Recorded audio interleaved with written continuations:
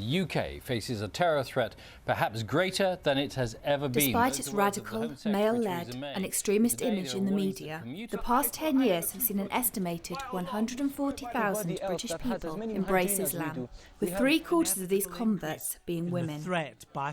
While the number of UK converts accelerates, many of the women who adopt Islam say that regardless of their Western upbringing, they have a daily struggle to assimilate their new beliefs within a wider culture that positions them as outsiders. This documentary investigates the reasons why British individuals actually decide to make this transformation. Eastham Mosque is the first mosque in the UK to be founded and managed by Muslim converts. About 1977 or so, well, a while back should I say, our leader Sheikh Abdul Qadir al-Sufi moved to Norfolk. They moved to the countryside, a place called Wood Dorling. A few of them moved, they lived in a house out in the country, and it wasn't too long before they realised they wasn't country people. So they decided to move into the city and establish a mosque. Around about this time, a sister had passed and she left some money in her will to build a mosque. That money was, her son took that money and brought it here, and we set up the East End Mosque. We're a melting pot of all race and nationalities.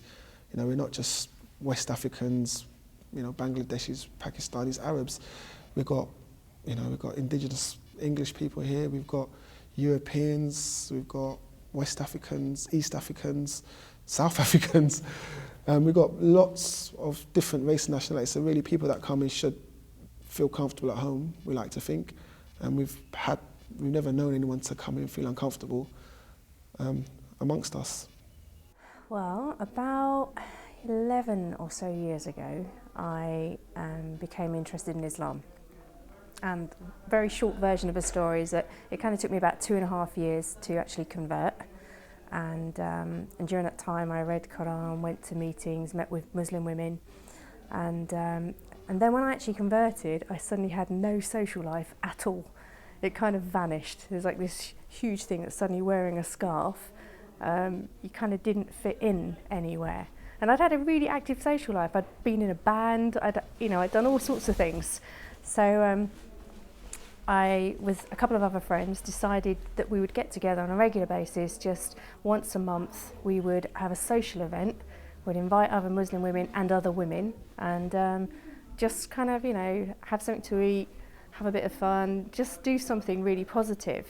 So that was the very beginning of NISA.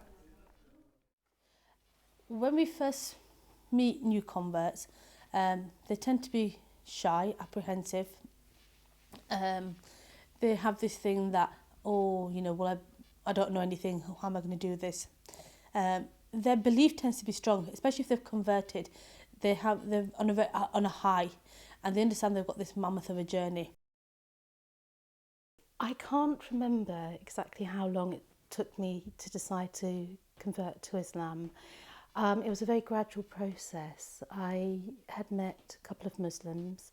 I started reading the Quran, and I could see something in it that really spoke to me, but I kept on trying to read it, and I couldn't kind of quite understand it, and it seemed very negative to me, a lot of it. So I had this fascination with it, and I kept on going over and over trying to understand it. And then one day I just read it and I knew in my heart that it was right. So I think that was the first time I actually felt Islam is really for me, that's the religion. To convert to Islam, I think it was a big decision because I was very young and my parents are Christian, Roman Catholics, and it was a big decision. But it just came to a point where I thought I had to, take my Shahada and become a Muslim.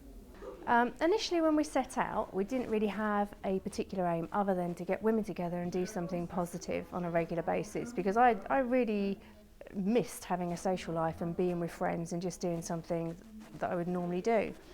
So as I say, initially it was just to get together once a month and do something. However, what happened was very early on it kind of exploded into something else. People were saying to us, you know, I'd really love to go swimming still, I'd really want to do sports, and all these things suddenly when you're wearing a scarf makes it very difficult to be able to do. So after about a year of running kind of ad hoc, you know, tea and cakes and just meeting with the girls, we decided to become a proper group. We wrote a constitution, got some policies like safeguarding, equal opportunities, and that was the beginning really of what we are now. That was in 2007 that we became an official group. No one's actually come up to me and says, oh, I've become Muslim and I don't want to do it no more. What we have seen is in the past, you know, and also coming from London, myself coming from London, moving up here, is probably more where I experienced it, but where people that may have taken the Shahada or taken up the deen while they was incarcerated, and what was easy inside and then coming outside, you know, to what would you say is normal life, hasn't always been such an easy transition for them. So we've had experiences where some people have come to the deen after prison and not been able to continue the practice way they probably thought it would have been at the start, but generally we haven't experienced that too much here. You know, sometimes you see Muslims that take their Shahada, you see a lot of them, and sometimes you don't see them too often.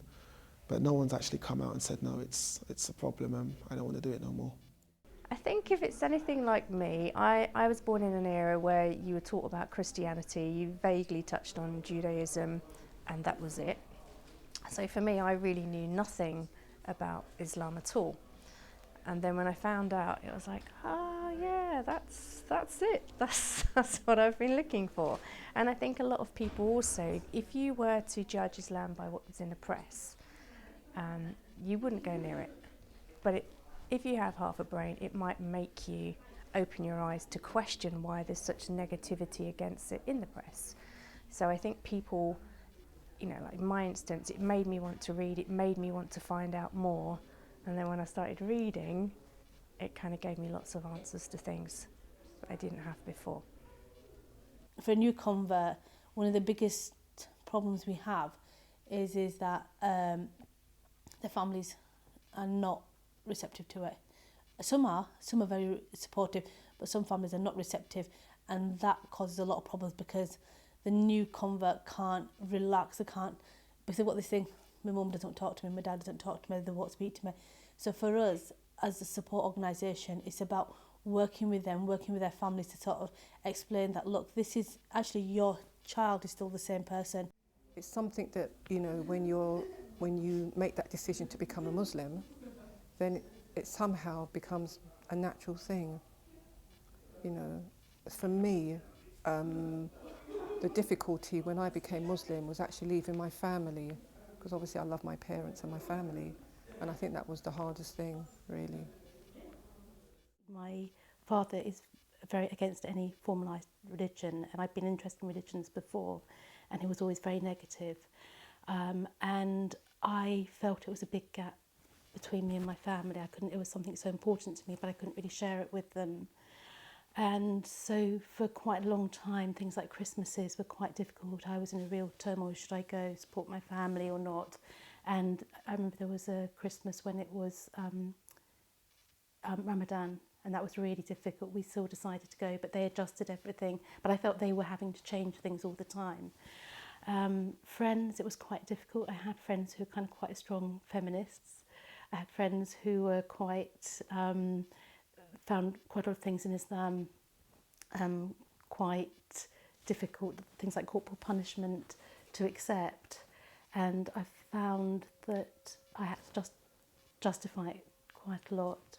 I think people are often, one of the biggest concerns is how people are going to be towards them, how people are going to react towards them. You know, maybe telling their family, are they going to get support from their family? Are they going to get, you know, still be in contact with their friends? Because the reality is that your life is going to change. You know, if you've been someone who goes to pubs and clubs, you're kind of not going to do that.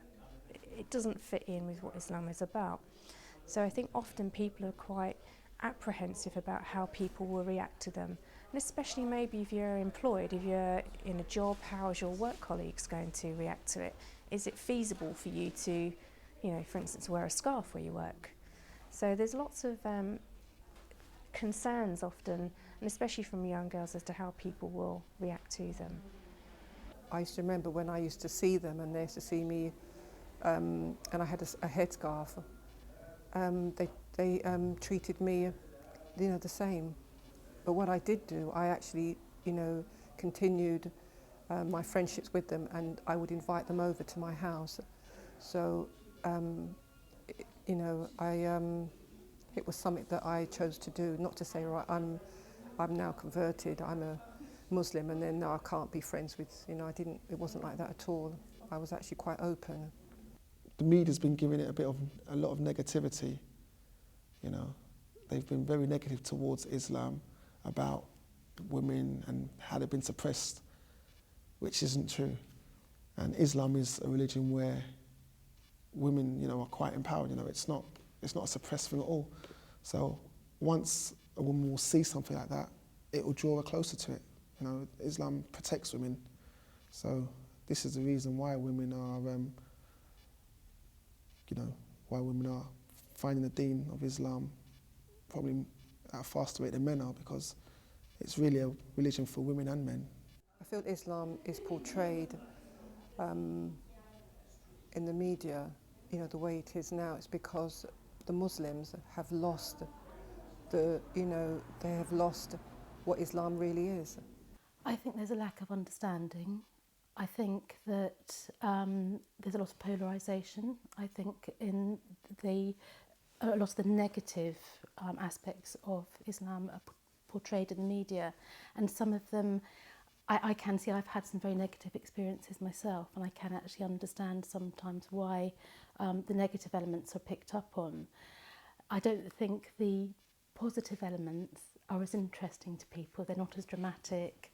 They're not they're not necessarily the things that people want to see. But there's so many good elements, but they just don't seem to be shown. Islam for me is the truth. So once you show someone that's like that, the truth, they're going to take it. So I think it's two things where women now are more empowered and able to make decisions for themselves and, work towards stuff, more independent, where before to take on Islam as a woman might have been a difficulty, being married or being in a situation with a man where you was his second. But with women becoming more independent now and free to do what they want to do, it's, when they see the truth, they're going to follow it. And as far as we know, Islam's the truth. As far as we believe it's the truth, so they're going to follow it, and that's how I would see it. We also have a duty, an obligation to make change ourselves. So, for instance, as part of NISA, I go and give talks to police, I give talks to social services, I give talks in schools, looking at not the differences but the similarities, because most people aren't aware of what the similarities are between the main religions. So looking for those similarities to say, look, we're actually not that much different, and I think we can make the change in how people perceive Islam.